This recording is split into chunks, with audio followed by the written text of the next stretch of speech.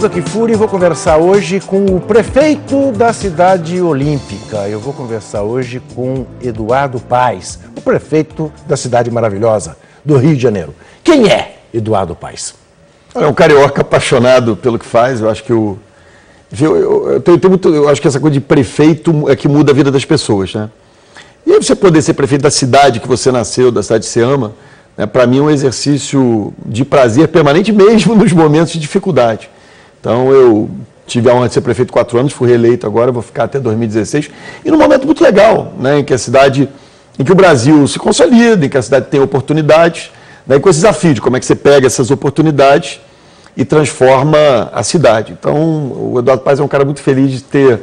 Eu digo assim, todo mundo tem inveja de mim, né, todos os governantes do Brasil, que eu sou prefeito do Rio, eles não são. Com todo respeito ao meu amigo Fernando Haddad, prefeito aqui de São Paulo. O senhor tem consciência de que o senhor vai ser o segundo homem na história da humanidade que vai ser o responsável por uma cidade que receberá a final da Copa do Mundo e a festa de abertura de encerramento da Olimpíada? O senhor sabia disso? Que antes do senhor só houve um homem. Quem é que foi? Não era nem propriamente o prefeito, não era nem propriamente o prefeito. Era o que se chama de regente do Distrito Federal da Cidade do México. Devia ser um autoritário desgraçado, eu tenho que fazer isso tudo aqui no... Se chamava Alfonso Corona del Rosal. Espero que eu saiu bem da história, o Corona. Não, bom, não, ele teve... Mas é uma enorme responsabilidade. Eu vejo assim, Juca, esse é um desses grandes eventos. Né? Eu te confesso que eu vejo a Olimpíada como evento, como algo muito mais empolgante do que a Copa do Mundo, tá? Não estou falando sob o ponto de vista esportivo, não, nem da nossa paixão pelo futebol, mas estou dizendo, sob o ponto de vista de transformação da cidade, eu acho que a Olimpíada tem muito mais impacto. Porque ela é concentrada no Rio, as próprias razões de vitória da Olimpíada, o COI já tem um amadurecimento muito maior do que o da FIFA, os caras estão atentos para ver, vem cá, que transformação vai ter a cidade. O grande ativo que a gente usava para ganhar a Olimpíada contra Chicago, Madrid e Tóquio era dizer, vem cá, os caras já têm tudo. Né? O Rio falta muita coisa, então a Olimpíada é uma oportunidade de transformação. Mas eu acho que o Brasil olha muito para os eventos, olhando muito como se fossem só eventos esportivos. E não são. Né? Quer dizer, eu acho que tem uma coisa de geopolítica. Se olhar a Espanha, é no momento em que a União Europeia mostra que unida ela consegue recuperar um país de desenvolvimento. Seul é o momento dos tigres asiáticos. A Pequim é o momento que a China se consolida como uma espécie de locomotiva da economia mundial. Eu queria, antes de falar propriamente da cidade, e eu estou de acordo, claro, acho que o impacto da Olimpíada é muito maior, e até antes mesmo de fazer a pergunta que eu quero lhe fazer sobre o conceito, que eu acho que aí nós temos uma divergência. Eu acho que faz todo sentido o Brasil receber uma Copa do Mundo, não faz nenhum o Brasil receber uma Olimpíada, por uma falta de política esportiva, não é? Enfim, mas o que eu queria primeiro abordar, disse que o Barcelona, por exemplo, mudou sua cara, e é verdade, com a Olimpíada de 92. Em que medida o Rio de Janeiro vai mudar a cara dele com a Olimpíada de 2016, sem perder aquilo que eu acho que é o mais essencial, que é o respeito ao cidadão que mora no Rio, que é hoje a discussão que se dá e que o senhor enfrenta? Olha só, Juca, eu logo que a gente ganhou a Olimpíada, em outubro de 2009, eu fui em novembro, um mês depois, nem um mês, eu fui a Londres, que está em outro estágio civilizatório, difícil você comparar, e fui a Barcelona e Atenas. E ali foi legal, porque eu pude ver duas cidades que gastaram muito dinheiro fazendo a Olimpíada. Uma continua igual, com todo respeito aos gregos. A pessoa vai para Atenas, passa na Acrópole e pega um navio para ir para as Ilhas Gregas. Atenas não se transformou. Barcelona tem Barcelona antes e depois das Olimpíadas. Me aproximei muito do prefeito. À época, o Pascal Maragall, que é uma figura muito interessante. E ele me deu uma dica, lá um conselho, né, que eu uso como mantra. Ele disse assim, Eduardo, tem 2 tipos de Jogos Olímpicos. Os jogos que se utilizam da cidade e a cidade que se utiliza dos jogos. Né? E Barcelona se utilizou dos jogos para se transformar. Então é um pouco essa lógica da Olimpíada do Rio. Que vale a pena, Juca, eu acho que a Copa, eu posso fazer aqui também minhas críticas ao modelo da Copa do Mundo. Né? E a Olimpíada está tentando conduzir de maneira totalmente diferente. Quer dizer, a Olimpíada é transformadora para a cidade do Rio. Se você pega a revitalização da região portuária, que era um processo que eu já vinha tocando antes da Olimpíada. Mas a Olimpíada animou o processo e acelerou essa revitalização. Tem muita coisa que a gente fala, isso é obra para a Olimpíada. Né? Os BRTs, por exemplo. Não vai ter cartola, não vai ter atleta usando BRT.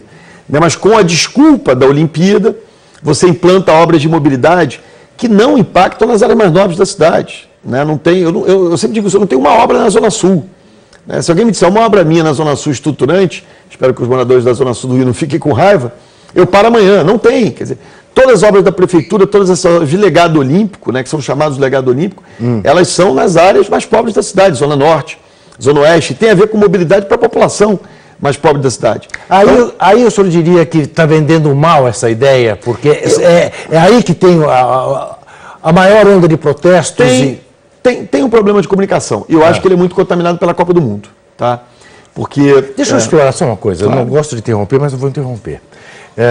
O senhor sabe, o senhor tem dito, não sou eu, né, que é muito mais fácil trabalhar com o COI do que com a FIFA. Isso, evidentemente, gera uma certa antipatia dentro da FIFA. Eu ouvi, pouco antes do senhor ser reeleito, de um alto cartório da FIFA, que eles só não iriam anunciar que o Maracanã teria pelo menos 2 jogos da seleção brasileira, ou garantiria pelo menos um jogo antes da final, para não pôr azeitona na sua empada, para não ajudar a sua reeleição. E depois me parece que isso foi esquecido, né? Que o Maracanã continua apenas tendo a possibilidade de ter o Brasil caso seja finalista. O senhor tinha conhecimento disso? Não, mas fico honrado, né? Porque acho que mostra uma grande distância de pessoas que, enfim... Juca, eu estou numa função institucional. Então eu tenho que bater palminha para um monte de gente esquisita que eu tenho que conviver, como prefeito da cidade. Esse ambiente da FIFA, você mais do que ninguém sabe que não é o melhor ambiente do mundo. Eu, de verdade, eu não me preocupei, quer dizer, eu sempre olho para essa coisa dos eventos e disse assim, o que é o mais importante para uma cidade? Receber a final. Então eu briguei desde o início para a final. O que é a segunda coisa mais importante? É trazer o centro de mídia, né? Porque é onde se baseia a imprensa, então eu briguei para ter o centro de mídia no Rio. Quando estava todo mundo brigando para ter jogo de seleção, eu falei, eu quero o centro de mídia aqui.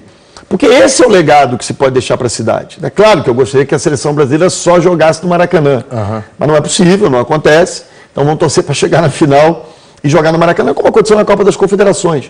Então eu sempre olhei eu acho que o meu papel como prefeito, né, eu não estou aqui dizendo, olha, o lado esportivo eu estou abandonando, o lado futebolístico eu estou abandonando, mas o meu papel como prefeito é olhar que benefício isso pode gerar para a cidade, né, que benefício pode trazer para a cidade. Eu quero repetir, voltando um pouco à conversa anterior, é o seguinte, eu não tenho dúvida, a FIFA se preocupa com o estádio, né? Por exemplo, eu estou fazendo uma obra de mobilidade lá, Transcarioca, um BRT, vai ficar pronto para a Copa do Mundo. Só que foi uma desculpa para usar lá o recurso do PAC da mobilidade para fazer para a Copa. Sabe quantas vezes a FIFA me perguntou como é que está a Transcarioca? Nenhuma, nunca. Sabe o que o COI faz? A cada 3 meses, eles mandam times aqui de especialistas que acompanham não só as obras dos equipamentos esportivos, mas de legado para a cidade. E os caras palpitam, acompanham o prazo, vê se está direito, dão sugestões. Então é outro ambiente que você tem que lidar, é um ambiente voltado para o legado. E aí eu acho que tem uma coisa, contaminado muito pela Copa, eu espero acabar da Copa poder trabalhar isso melhor, e eu quero até te fazer um convite aqui no ar, acho que vale a pena pegar um dia, eu te arrancar aqui de São Paulo, conhecer um pouco isso que está acontecendo no Rio. Porque tem sim um problema de comunicação, quer dizer, às vezes quando eu sou cobrado, dizendo, não, mas isso está dividindo, como está dividindo? Eu estou fazendo 2 túneis no maciço. Você precisa saber, o Rio tem 2 maciços de montanha, né? Tijuca, é o maciço da Tijuca, onde tem o Cristo Redentor, Pão de Açúcar, a área mais nobre da cidade. Ali tem 13 túneis, né? O maciço da Pedra Branca divide com a Zona Oeste, que é a área mais pobre da cidade. Não tinha nenhum túnel. A gente, com essa história de Olimpíada, estamos fazendo ali 2 túneis com 2 BRTs. Um já está inaugurado e o outro já sendo feito. Então, assim, a Olimpíada está permitindo, vai permitir uma integração da cidade fantástica. Agora, tem problemas. Você tem uma supervalorização do Rio, né, de áreas mais nobres da cidade. Isso é um problema, como é que você lida com esse aspecto, que é essencialmente do mercado privado. Né? Quer dizer, você pega... E que é do lado bom do que aconteceu no Rio. Pacificou o Vidigal. O Vidigal está na super vista do Leblon. Então está indo um monte de gringo rico, cariocas ricos, e vão lá e compram as casas no Vidigal pela bela vista que tem. Quer dizer, tem processos na cidade que você vai buscando ajustar. Mas as Olimpíadas são um super legado para a cidade. Eu não diria o mesmo da Copa, né? A Copa deixa o estádio, como fez estádios pelo Brasil afora. Mas falando de Olimpíada, por exemplo, a questão da Vila Olímpica, eu até hoje não consegui entender exatamente como é que isso vai funcionar. De quem é a Vila Olímpica? É um investimento privado. É um condomínio. É como se fosse... Mas como que é? Como é a questão da legislação? Que alguns equipamentos têm prazo determinado contratual. Depois que acaba a Olimpíada, aquilo será explorado pela iniciativa privada? É isso. Não, quem comprar apartamento ali, que tipo de garantia tem? Vamos lá, olha só. O que eu busquei fazer? Né? Explorar o mais possível o potencial privado do momento econômico que o Brasil vivia, já melhor do que está hoje, para fazer as Olimpíadas. Então, por exemplo, Londres teve a Vila Olímpica deles, ou seja, para os nossos telespectadores, é o lugar onde ficam os atletas. Né? Sim. A Vila Olímpica deles, a ideia era fazer um empreendimento privado. A economia inglesa foi para o buraco, crise, eles tiveram que fazer um empreendimento habitacional com recursos públicos. Né? A gente aqui fez o seguinte, é uma espécie, o sujeito é uma área na Barra, como se fosse um condomínio, né? Por que aquele privado, o que ele faz com que aquele privado tope fazer um condomínio que ele só pode entregar para o comprador final dele depois da Olimpíada? Né? Você dá alguns benefícios de parâmetro urbanístico para ele. Então a gente aprovou uma lei na Câmara que prevê, olha, ele tem uma taxa de ocupação maior, porque esse é uma espécie de pagamento para ele ter liberado aquele empreendimento habitacional para o período da Olimpíada. A Caixa Econômica Federal subsidia em condições melhores para permitir como se fosse um pagamento de um aluguel, né, para aquele período que o imóvel fica disponibilizado para a Olimpíada. E depois vai para o privado. Depois as pessoas compraram os apartamentos ali em 2017, acho que início de 2017. Eles fazem lá um retrofit, arrumam. O senhor não tem medo que se reproduza, quer dizer, em que medida, melhor pergunta, em que medida há o risco de se reproduzir o que se deu com a Vila Pan-Americana, que quem comprou ali, o senhor sabe muito bem, está arrependido até os dias... Essas coisas a gente fica no Brasil, e acho que é boa a cobrança, nunca me incomodei com cobrança, assim, a gente fica pagando pelos pecados do passado, tá certo? Né? Então, assim, eu acho que esse acompanhamento, as coisas na Olimpíada estão no prazo, sabe? A infraestrutura que a gente está fazendo, né, o que aconteceu na Vila Pan-Americana? Na verdade, o problema não foram os prédios. Foi a infraestrutura que o prefeito à época fez, que agora eu estou pagando. Eu tive que refazer todas as ruas da Vila Pan-Americana. Eu, prefeitura, tá certo? Sim. Né? Enfim, um absurdo que foi feito ali. Então a gente está fazendo as coisas de uma maneira muito, muito aberta. Olha, estamos fazendo dessa forma. A infraestrutura dessa Vila Olímpica está toda sendo bem feita. Enfim, não há esse problema, não há esse risco. E, de novo, eu estou potencializando o recurso privado. Por exemplo, Parque Olímpico. A gente fez uma PPP, era um terreno da prefeitura. Né? E a gente trouxe dois conceitos muito legais. Primeiro, que a gente está chamando de arquitetura nômade. Né? O Rio não precisa mais de estádio, já tem estádio demais. Então, boa parte das instalações são instalações temporárias. Mas mesmo uma instalação temporária custa muito caro. Então, vou dar um exemplo. Aí o que a gente fez? Estádio de handball. É uma instalação temporária, mas a gente já fez um projeto, ele vai ser montado como se fosse um Lego, e depois da Olimpíada ele desmonta e viram 4 escolas municipais. Tá. Então, a gente está fazendo um esforço desgraçado. Prefeito, falou-se a mesma coisa do velódromo, que ia para Goiás, ia para Goiânia, e não vai, né? Não, ele vai agora, para Piau, no Paraná. Não sei. Eu tenho uma cidade no Paraná, desculpa, agora esqueci o nome, vai para lá. Aí, de novo, eu estou pagando os erros do passado, quer dizer, fizeram. Agora, então, mas prefeito Eduardo Paes, estamos pagando os erros do passado. Tirante o prefeito, o governador, o governo federal é o mesmo, do passado do Pan-Americano, e, digamos, as autoridades esportivas que estão cuidando são rigorosamente as mesmas. Deixa eu te falar uma coisa. Eu acho assim, acho que o Brasil passou por um momento agora. Está passando. Ainda passa, mas eu acho que o momento anterior, porque tem uma coisa do... Né, porque tem uma política, tem sempre aquela defesa, a oposição que está... Sim. Minha oposição nunca juntou mais de 300 pessoas na minha porta. Quando eu olhei e vi 300 mil, eu falei, opa, é melhor eu prestar atenção ao que está sendo dito aí. E eu busco dar atenção ao que está se dizendo nas ruas, e aproveitar as oportunidades para também, sabe, botar certos pingos nos is. Quem é responsável pela Olimpíada, esse prefeito está falando aqui. Eu, inclusive, aproveitei essas manifestações para, não vou usar uma expressão chula aqui, para não ser delicado, mas para botar na mesa, dizer, olha, tem certas coisas aqui que não vão acontecer. Né? Tem certos... E sem bravata, eu não quero ficar naquela coisa de ficar bravateando contra o COI, contra a FIFA, contra a vovozinha. Eu quero dizer o seguinte, quem dá o tom da Olimpíada na cidade do Rio de Janeiro é o prefeito da cidade. Quem assinou o contrato com o COI foi a Prefeitura do Rio de Janeiro. Quem está pagando boa parte das contas foi a Prefeitura do Rio de Janeiro. E com todo carinho, chamei o doutor Nussmann também, que acho que é outro padrão, que tem uma relação muito boa com o COI, e disse, querido presidente Nussmann, eu quero dizer que eu vou estar muito atento a tudo que se faz também no comitê organizador, porque no dia do vamos ver, se as coisas derem errado, ninguém vai para a porta do doutor Nussmann ou para a porta de algum cartola, vai para a porta do prefeito.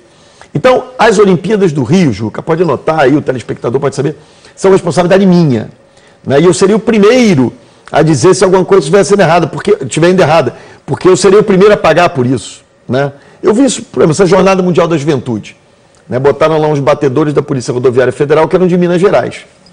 O sujeito não conhecia o Rio, foi garrafa ao Papa. Tá. Adiantava eu sair na hora dizendo isso? Não, eu assumi, matei no peito, a responsabilidade é minha como prefeito. Mas não foi sua. Enfim, foi porque eu sou prefeito, não devia ter deixado de fazer isso. É isso que eu estou dizendo. Tem certas mas coisas... que autoridade ali o senhor teria para impedir que os mineiros... No mínimo, eu devia ter descoberto, devia ter sabido daquilo antes, devia ter contado. Tá. Vamos fazer uma bobagem. Vamos fazer uma mineiro que não conhece o Rio. Então, o que eu quero te garantir, Ju, que é isso. Eu acho que esse é aprendizado esse momento do Brasil. Né? Tá. Eu não encaro aquela coisa assim, tem 300 mil pessoas querendo me depor, não era. Tá. Aliás, estava cheio de amigo meu naquele negócio, os caras me mandavam e-mail dizendo, estou indo, mas não vou te xingar. Tá. Falei, pelo amor de Deus. Quer dizer, na verdade, o que as pessoas estão dizendo, fiquem atentos. Né? Nós vamos tratar das manifestações no próximo bloco. Até já.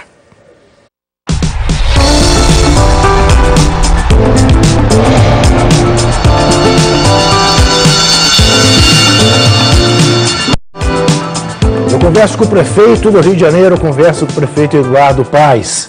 Eu dizia a ele no começo que ele vai ser o segundo homem da história a administrar uma cidade que receberá a final da Copa do Mundo e a final e abertura de Olimpíada. O primeiro foi um mexicano que era nomeado pelo presidente do México, porque Distrito Federal, como aqui no Brasil, não tem o prefeito eleito.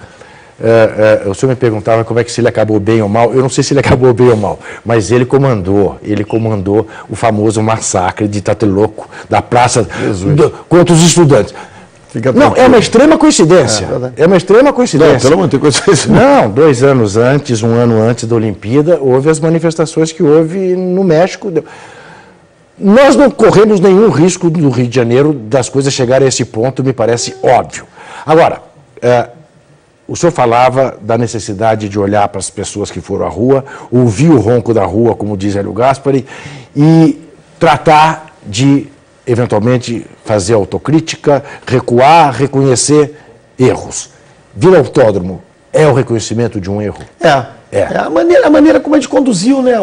Porque, assim, primeiro, a história, remoção, outro dia a Anistia Internacional, antes de ter os protestos, a Anistia Internacional fez um pré-relatório, remoção da Copa Morro da Providência. Aí eu chamei o sujeito da Anistia, falei, vem cá, gente, Morro da Providência tem nada a ver com a Copa, eu não estou removendo, eu estou fazendo obras de urbanização. E aí eu falei, eu estou aberto aqui para a Anistia olhar isso. No debate com a Anistia, Juca, eu vi que a prefeitura estava errando horrores. Apesar da gente estar com boas intenções, o arquiteto foi lá e disse assim, eu quero fazer uma avenida aqui. Isso há 3 anos atrás.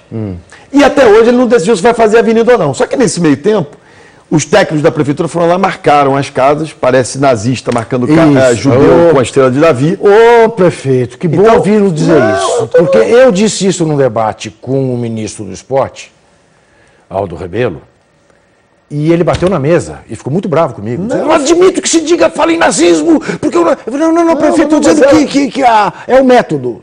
Mas é isso, e assim, é uma coisa que a prefeitura devia fazer há 20 anos. 20, 30 anos, eu nunca tinha me tocado disso, nem ninguém tinha se tocado disso. É um equívoco gravíssimo. Claro. Então você vai lá, o sujeito está 3 anos, eu perguntei, vem cá, quanto tempo vocês estão para decidir se vai abrir essa avenida ou não?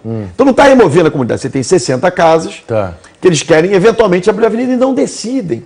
Isso não é tortura física, é tortura psicológica. Você deixa o sujeito 3 anos com a casa marcada, sem saber se vai ficar ou não vai ficar. Então é óbvio que a gente tem que... Então a única caso de remoção, de reassentamento para a Olimpíada, no Rio de Janeiro, chama-se Vila Autónoma, e eu nunca neguei isso. Sempre falei isso. Inclusive, os moradores estiveram comigo durante a eleição do ano passado. Eu falei, não, o caso de vocês tem que sair. E faltou muito diálogo, quer dizer, essa que é a verdade. Eu talvez eu certamente exagerei na politização que eu acreditei aqueles moradores lá. Que aí, claro, vem um monte de gente, vem ONGs, partidos, eu falei, isso está muito politizado. Foi burrice da minha parte. Tá. Quer dizer, eu podia ter começado desde o início a discutir, eu estou dando uma bela de uma alternativa, né, para eles, que era a alternativa proposta pela prefeitura. Um terreno a 500 metros, um negócio de muita qualidade, né, construindo casas. Se eu tivesse feito aquilo discutindo, tivesse aberto debate, talvez tivesse todo mundo querendo ir para lá.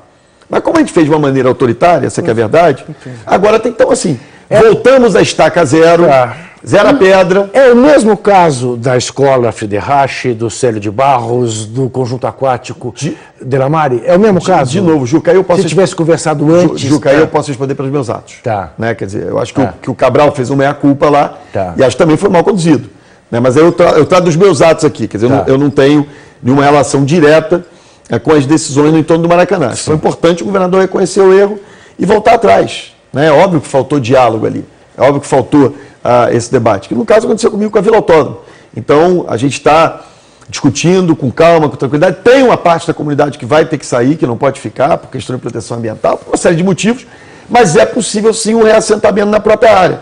E é uma opção do morador. Ó, vamos fechar o projeto em conjunto com eles. Se você prefere ficar aqui ou ir para esse negócio que a gente já está fazendo.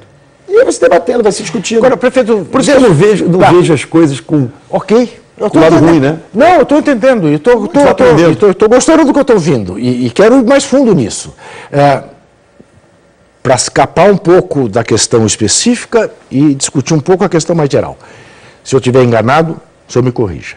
A minha sensação é que uma das grandes qualidades dessas manifestações foi a de, eventualmente, ensinar o político brasileiro que a interlocução com o seu eleitor tem que ser permanente, não é apenas na hora de campanha eleitoral. É famosa uma brincadeira sua, né, que eu sei que foi uma brincadeira. Com os flamenguistas? Com o flamenguista. Né? Eu só penso em flamenguista na hora da eleição, depois eu quero mais que o flamenguista se dane, porque eu sou vascaíno. Meu prefeito é vascaíno. Que é óbvio... Vascaíno e portelense. E portelense. E que é uma relação amistosa, brincalhona, ai de nós se não pudermos brincar. É isso mesmo.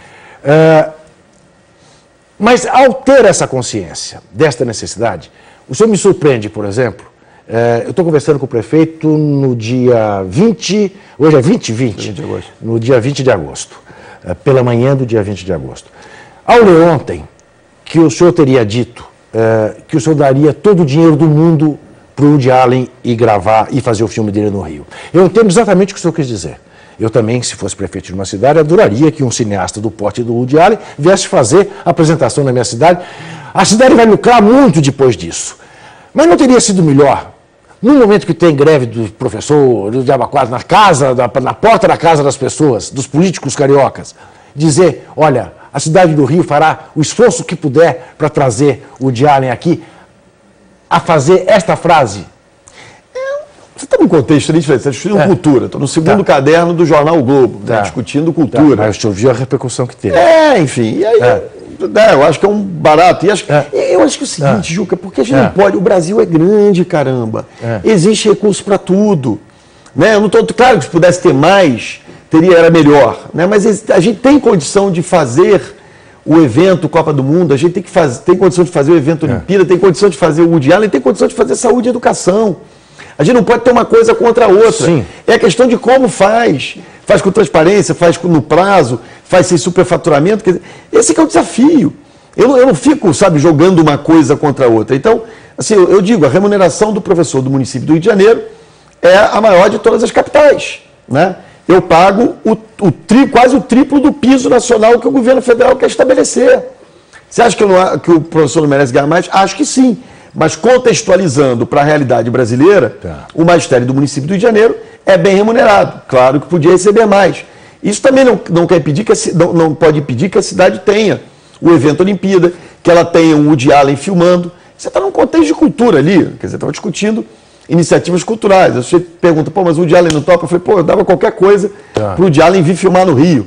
Então, eu também não quero ficar, Juca, aquela coisa patrulhada, sabe? Quer dizer, eu acho que transparência, debate é muito legal, mas também não posso ficar patrulhado. Agora não pode dizer isso, não pode dizer aquilo. Quer dizer, eu acho que é muito... Tomara que o Woody Allen queira filmar no Rio. Claro. Né? Tomara que tenha a Copa bem sucedida, tomara que tenha a Olimpíada. E tem que ter grana para saúde e educação também. Como eu lhe disse antes de começar o programa, eu tenho uma mantra que faz com que os paulistanos como eu fiquem muito bravos comigo, e toda vez que eu uso esse mantra, eles dizem, por que você acha tudo isso? Por que não vai morar no Rio? né? Eu sempre digo que eu acho que não há termo de comparação entre a cidade do Rio e a cidade de São Paulo. Não entro nessa discussão. Sou filho de carioca. Minha mãe era do Rio de Janeiro. Eu acho há muitos anos que o Brasil voltará a ser o país que a gente quer que o Brasil seja, no dia em que o Rio de Janeiro voltar a ser o que o Rio de Janeiro foi nos anos 50, 60, quando eu conheci a cidade do Rio de Janeiro. O grande cartão de visita do Brasil. Razão pela qual eu acho que a Olimpíada tem que ser no Rio, embora eu acho que a Olimpíada não tem que ser no Brasil ainda. Quero deixar isso claro também. Que Rio nós teremos ao cabo da Olimpíada de 2016? Eu do Rio da Zona Sul não tenho dúvida, mas que Rio nós teremos na periferia da cidade do Rio? O que as promessas do Ike Batista terão de realidade na cidade do Rio, em termos de despoluição, por exemplo, da lagoa? Porque Juca, na boa, é o seguinte, um empresário bom de marketing, tá certo? Você não tem uma declaração minha anunciando despoluição de lagoa com Ike Batista, né? Porque também criam umas coisas, enfim, respeito, lamento que o sujeito tenha quebrado, acho que é ruim para o Brasil, que alguém que está botado tanto ação no mercado tenha quebrado, achava ótimo para o Rio de Janeiro ter lá o sujeito mais rico do Brasil, o sexto do mundo, mas sabe, é marketing dele, negócio de despoluição de lagoa. Eu quero dizer outra coisa, Juca, quem me elegeu prefeito da cidade do Rio de Janeiro em 2008 e em 2012 não foi exatamente a Zona Sul. Né? Em 2008 eu perdi feio na Zona Sul. E em 2012 eu ganhei apertado do Freixo. Sim. Ganhei, mas ganhei apertado. Até no Leblon eu ganhei, mas ganhei apertado. Eu ganhei, foi nas áreas mais pobres da cidade, na periferia. As minhas obras todas, Juca, eu faço questão de convidar para lá, são todas da periferia. Né? Quer dizer, porque o que é o Rio que eu espero em 2016? Primeiro, toda cidade pode ter uma área mais nobre, nem todo lugar vai ser o Leblon, tá certo? Nem todo lugar vai ser Ipanema, nem todo lugar vai ser Copacabana, faz parte da vida. Mas você terá uma cidade mais integrada e mais justa em 2016. Certamente. Porque você tem, eu vou dizer por dois motivos. Primeiro, pelas obras de mobilidade. Aí, de novo, esses BRTs são todos... Eu acho o metrô melhor que BRT também, Juca. Só que o metrô custa 15 vezes mais. E a gente está botando... A Prefeitura do Rio investe hoje 8 bilhões de reais em mobilidade e tem do governo federal 600 milhões. O resto é prefeitura. Ou então financiamento. Padrão Arena. Financiamento igual o Antônio Emílio de Moraes pega lá no BNDES. A prefeitura paga e paga com juros depois. Então é dinheiro da cidade. 8 bilhões de reais de mobilidade. Esses BRTs que a gente faz, ligando com a Zona Norte, com a Zona Oeste, são legados de integração para a cidade. Essa coisa que eu te falei simbólica, do maciço da Pedra Branca ter 2 túneis. Era um muro de Israel, da Palestina. Né? E acho que tem uma outra coisa, eu vou te falar 2 coisas simbólicas. Acho que essa coisa da cidade integrada é isso. E tem uma coisa muito simbólica que é esse retorno ao centro. A ocupação do Rio, para quem conhece o Rio, assim, o Rio, ele foi se degradando e fugindo de si mesmo. Então, você tem assim, tem Botafogo, aí lançam Copacabana, né, a Barra da Tijuca da época, Copacabana degrada, vai para Ipanema, que degrada, vai para o Leblon, inventam a Barra, daqui a pouco a gente já estava em Itaguaí, que é um outro município do outro lado. A volta ao centro, quando você pega uma área de 5 milhões de metros quadrados no centro do Rio, tal do Porto Maravilha, e usa um instrumento, que é a Operação Urbana Consorciada, esse CEPAC, que São Paulo está usando há um tempão, e no Rio nunca tinha sido feito. Você pega um lugar degradado, sai de um ciclo vicioso, cria um ciclo virtuoso. E tem desafio ali, tem desafio de moradia. Porque o que o mercado privado está fazendo? Muito empreendimento comercial. Então agora eu já vou mandar para cá uma lei incentivando ainda mais empreendimento residencial. Porque cidade sem centro é cidade sem alma, e centro sem gente morando é centro vazio. É muito ruim, o problema dos centros brasileiros. Uma crítica que lhe fazem é exatamente a crítica que o senhor é o gerente de uma cidade-empresa. E não... Exatamente. Que o senhor olha para a cidade como unidade de negócio e não como um local onde as pessoas vivem. Faz sentido essa crítica? Tem uma coisa curiosa. Outro dia eu estou conversando com muita gente, aí tinha uma menina que falou assim para mim, você é muito eficiente. Não negócio disso. Você é muito eficiente. Eu falei, caramba. Essa falou, eu nunca apanhei de ser eficiente. Então assim, Juca, as pessoas às vezes exigem de mim uma coisa da política. Eu acho que você conhece a minha trajetória minimamente, quer dizer, eu fui deputado, fui um deputado ativo, brigão, criei muita confusão. Merece uma gozação, né? Não teve pelos partidos a fidelidade que tem pelo Vasco. Mas sou eu e os manifestantes, né? Não temos esse amor todo pelos partidos políticos, né? Aliás, é uma das coisas que eu me identifico com os manifestantes. Sim. Um pouco você não existe partido político. Mas não, eu acho que eu estou errado nisso. Tá. Eu falo aqui, eu falei de brincadeira, acho que eu estou errado. Eu tenho que fazer um esforço. Eu parti daquela previsão, o partido é ruim, os partidos não valem nada, e aí. Não, eu acho que o meu papel para a democracia é ajudar a consolidar partidos. Mas para não entrar nesse debate, eu quero dizer o seguinte: quer dizer, eu não vou ficar usando a Prefeitura do Rio. O Rio se ferrou muito, Juca. E você viu essa degradação, você fez essa comparação, e a gente sabe que o Rio vive um momento melhor. Sim. O Rio se ferrou muito porque aquela cidade foi usada de bunker para lutas políticas que nada tinham que ver com a cidade. Então, assim, eu me elegi em 2008, vindo de uma discussão, membro da CPI dos Correios, secretário-geral nacional do PSDB, participando ativamente do debate político. Eu sei fazer isso, conheço como é que isso funciona. Fui um deputado ativo, atuante, mas eu falei, não, eu venho aqui para cuidar da cidade. O meu papel é ser prefeito do Rio e resolver os problemas da cidade. Então, às vezes as pessoas me cobram uma postura, eu não vou ficar xingando mais governador e presidente, mas nem que a vaca tussa. Tá certo? Eu quero saber o seguinte, eu sou prefeito do Rio até 2016, espere de mim soluções para os problemas da cidade. E onde eu puder explorar o potencial privado, eu vou explorar. Porque é o seguinte, não tem dinheiro para pagar tudo. Né? Então, por exemplo, esse negócio do porto. É uma unidade de negócio. Eu peguei uma área que não tinha nada, um monte de galpão abandonado, inventei ali de vender o ar, que é o que fizeram em São Paulo horrores, e ali, só para você ter uma ideia, o que eu acho incrível daquela operação, ali você tem a maior PPP do Brasil, são 4 bi de obra de infraestrutura, que é vinculado, o dinheiro é vinculado ali, eu não gasto um tostão de dinheiro público ali. Eu recebo por ano ali, para aquelas obras, 900 milhões de reais. O IPTU, que a cidade arrecada cobrando de todo mundo, é 1 bi 400. Então ali eu quase arrecado, sei lá, 65% do IPTU da cidade, eu arrecado de graça ali.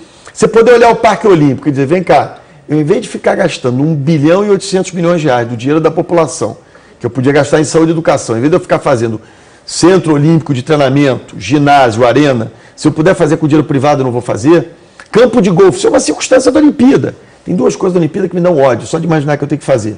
É a tal da canoagem slalom, que é ridículo, porque são 80 caras para... Você tem que arrumar um rio que tem que ser artificial para você descer.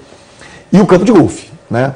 Porque Eu vou querer falar do campo de golfe no próximo bloco, porque eu sempre achei, e acho que também o senhor achou, que seria no Itanhangá, com mais de 80 anos de vida no Rio de Janeiro. E, de repente, virou o que virou. Inclusive, meu pai é sócio do Itanhangá, eu sou sócio do Itanhangá desde pequeno. Eu quero entender essa história, que também essa eu não entendi direito até hoje. A gente já volta.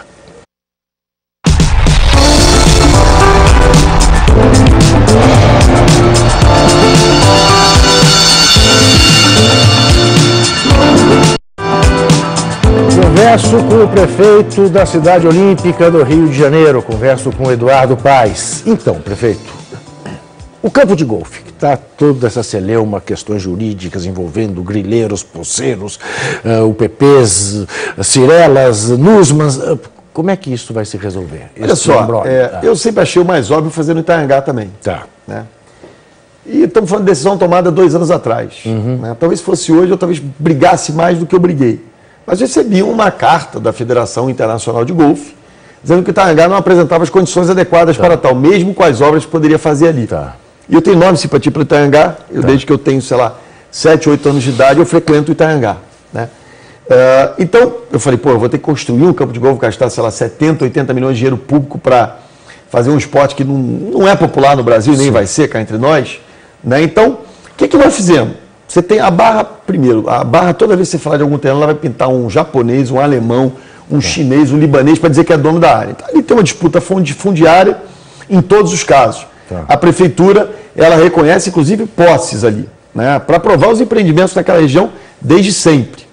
Então, se a propriedade, a regra que eu fiz para um, se o outro amanhã comprovar que a propriedade é dele e ganhar na justiça, vai valer a regra para ele também. O que a gente fez ali? A gente não mudou a taxa de ocupação. O que a gente mudou, ou seja, o potencial construtivo a gente não mudou. O que a gente mudou foi o gabarito. Então, basicamente era o seguinte, você tinha a possibilidade de ocupar, vamos dizer que o terreno fosse essa mesa aqui, ele tinha a possibilidade de ocupar toda a mesa com prédios de 6 andares, que não é o modelo da Barra. O que a gente permitiu? Que com o mesmo potencial construtivo ele fizesse prédios mais altos e mais separados. Eu acho até que, do ponto de vista urbanístico, é melhor. E isso significou um ganho. Qual era a contrapartida para o ganho? Ele faz o campo de golfe. Então eu não quero gastar 70, 80 milhões de reais do dinheiro que as pessoas me pagam. Agora, ali é uma região de preservação ambiental. Não é. Não é? Não é. Aquilo é uma área que foi uma cimenteira. Isso aqui é loucura. Totalmente degradada. Mas de novo temos um problema de comunicação. Juca. Mas como é que o senhor comunica tão bem? Enfim, mas às vezes deve ter algum problema. Você tem uma área de proteção ambiental ali, que é o Parque Marapendi. Sim. Tá certo? Essa área de terreno não é área de proteção ambiental. Essa área de terreno ela é uma área que foi uma cimenteira, estava toda degradada, onde vai ser feito o campo de golfe. E a gente está ali construindo uma coisa que cá entre nós vai ser... Como é que um campo de golfe, que é basicamente grama e vegetação de restinga, que é a vegetação natural daquela região, pode ser degradador do meio ambiente? Quer dizer, tem umas coisas, eu canso de dizer isso, não é área de proteção ambiental. Mas as torres podem. As torres podem, como ali se constrói à vontade. Você tem, ali tudo ali é uma área edificável. A gente não inventou novas áreas edificáveis.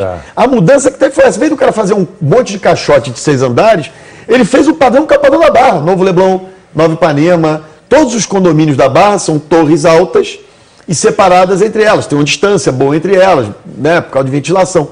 Ali você tinha uma legislação que foi mudada no passado, baixando e fazendo uma coisa mais horizontal. O que se fez foi permitir uma coisa mais vertical. Essa foi a contrapartida, Ju, que não tem nada além disso. Até porque se eu estivesse contando uma mentira aqui, me pega na esquina. Isso é documentado, tem lei. Quer dizer, aí começam a falar, porque tem muita coisa de boato também. Quer dizer, se as pessoas vissem a área o que era, né, ela estava toda degradada, capim colonial, e foi uma cimenteira. Eu tenho imagens disso. Né, e vai virar um belo num espaço, num campo de golfe, foi projetado aí por um bambambam, que eu não sei quem é, de golfe, e toda a vegetação que vai ser utilizada ali, além da grama, aqueles arbustos que tem, será de vegetação de restinga típica daquela região. Então, assim, eu comecei minha vida política ali, Ju, eu conheço aquilo com uma palma na minha mão. O senhor foi subprefeito ali? Eu sou prefeito da Barra de Jacarepaguá. Né, então, eu conheço bem aquela região. Falar em começo da sua vida, que eu vou lhe cobrar, até porque eu cobrei no blog e vou cobrar pessoalmente. Mas o senhor já falou que a sua função institucional o obriga a certas convivências que o senhor eventualmente preferia não ter, mas que, enfim, tem que ter. Mas me chama muita atenção um elogio recente, de 2010, feito na Câmara dos Vereadores, à figura do ex-presidente da CBF, Ricardo Teixeira, com quem o senhor estagiou, não é isso? No começo eu estagiei na CBF. Adorei. Sim. Adorei. Eu era vascaíno quando eu tirei o Paulo Vitor. Eu fiz o parecer do Paulo Vitor, que era o goleiro do Fluminense, que vivia zoando a torcida do Vasco. Ele tinha lá ali, transferiu de clube e tal. Eu tive a honra de dar o parecer impedindo ele de jogar. Tipo, como advogado? Como advogado. Como advogado. Eu, na verdade, era estudante de Direito, estagiário do Departamento Jurídico. Agora, Horácio Pinto e Valé de Perry. Sim. Voltando à postura dos nossos políticos que o senhor representa. Não falta um certo cuidado, às vezes, prefeito, de fazer elogios a pessoas que, no mínimo, o senhor sabe que tem uma vida polêmica. Eu te acompanho pra caramba, viu, Gil? Eu sou teu fã. Eu te agradeço. Então, fico ali acompanhando. E acho que é bom, eu gosto de quem me faz crítica, não tem problema, né? Quando a pessoa é desrespeitosa, eu não perco tempo. A crítica eu acho que é bom. Eu busco ler as críticas a mim. E ali é o seguinte, você faz referência a uma cerimônia na Câmara de Vereadores. Sim. Eu tenho que dizer o seguinte, e eu conto ali uma história, quer dizer, eu queria fazer um museu do futebol no Rio. Sim. Né? Aqui em São Paulo, eu queria fazer um museu da CBF, aqui de São Paulo, o mais oficial. E aí eu vejo a CBF como uma instituição, né, com caráter privado, mas público. Sem dúvida. Aí disse assim, Ricardo, eu quero doar um terreno na Barra, uma área pública, destinada a um parque, a Barra é cheia dessas áreas, para fazer um museu da CBF. Eu não quero. E topo pagar. E o Ricardo me disse, eu não quero. Eu não quero nada de governo. E eu não quero nem que você me doe uma área, nem que você construa um museu. Então, essa é a minha experiência. Então, eu não... Prefeito, o senhor sabe muito bem por quê. Olha, não sei. Porque é a maneira de não ser fiscalizado. Olha só, Juca, olha só. Tem uma coisa que é, aí de novo, tem uma coisa que é o seu papel, que é o papel da imprensa. Isso. E tem uma coisa que é o papel do governante. Né? Eu acho que não pode exigir do governante o papel da empresa.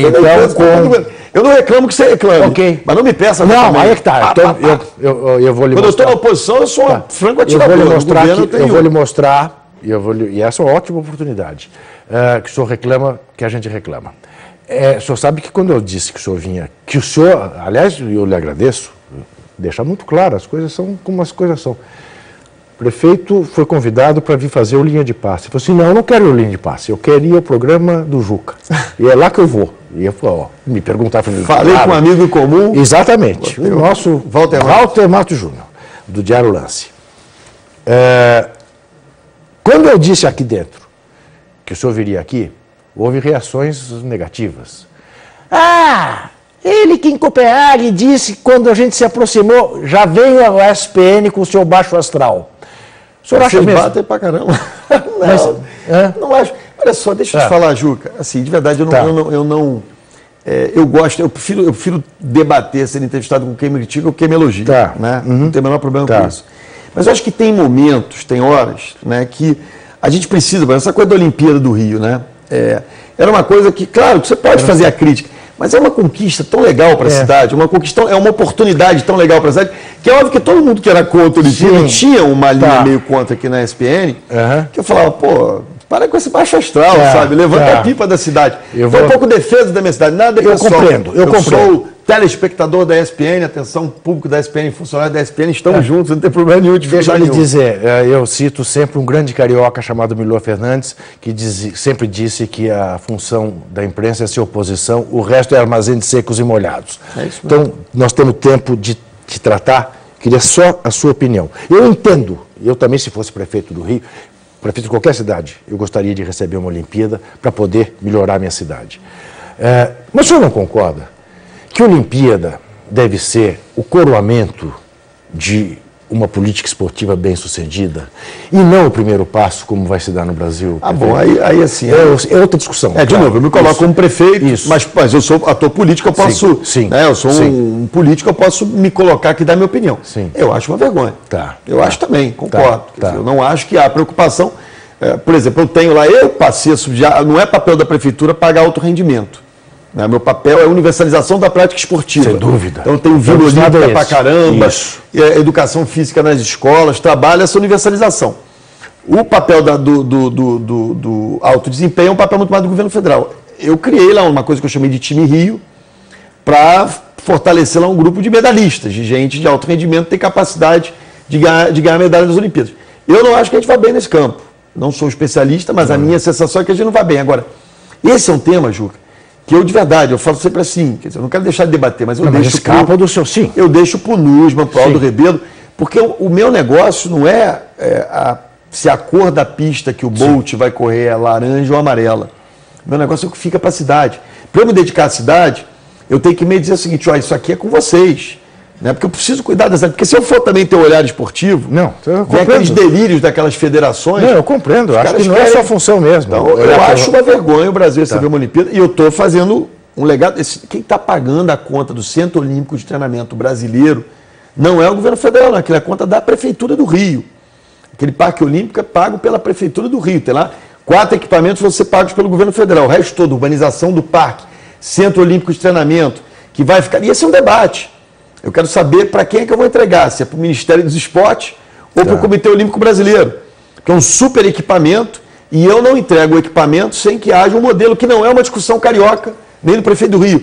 É uma discussão nacional de gente que entende esporte para dizer o seguinte, tá isso aqui pronto, é o legado esportivo da Olimpíada esse aqui. Como é que vai gerir isso aqui? Como é que dá sustentabilidade isso aqui? Ou vai virar um lugar para ter cartola se locupletando, botando lá a prima para cuidar do bar, para cuidar do... O Maracanã corre algum risco de voltar a esse tipo de administração? Eu sei que também a área estadual não é sua, mas temos uma Suderge de volta ao Rio Maracanã? Eu acho que esse debate do Maracanã ele acabou muito torto, né? Eu fui presidente da Suderge, secretário de esporte, e não tinha coisa mais privada do que o Maracanã com a Suderge. Né? Porque as pessoas voltam ao modelo antigo, pelo amor de Deus, não faça isso.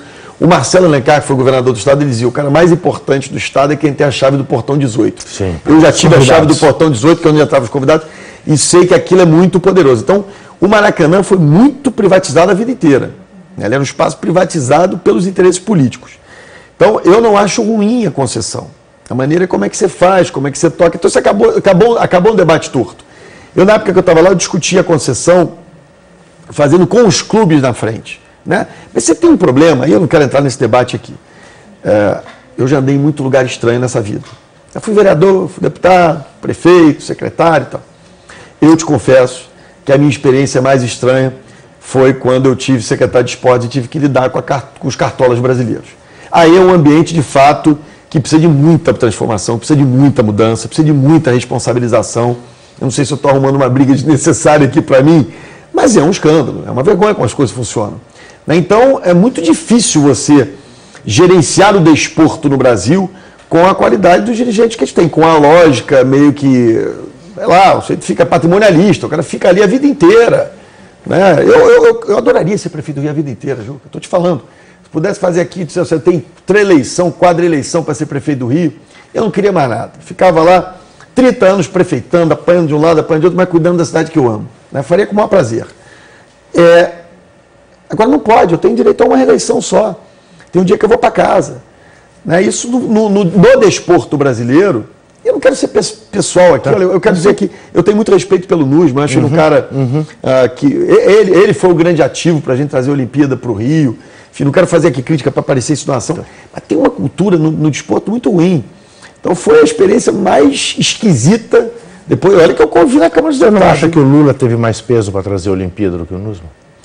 Eu acho que o Nussmann foi fundamental.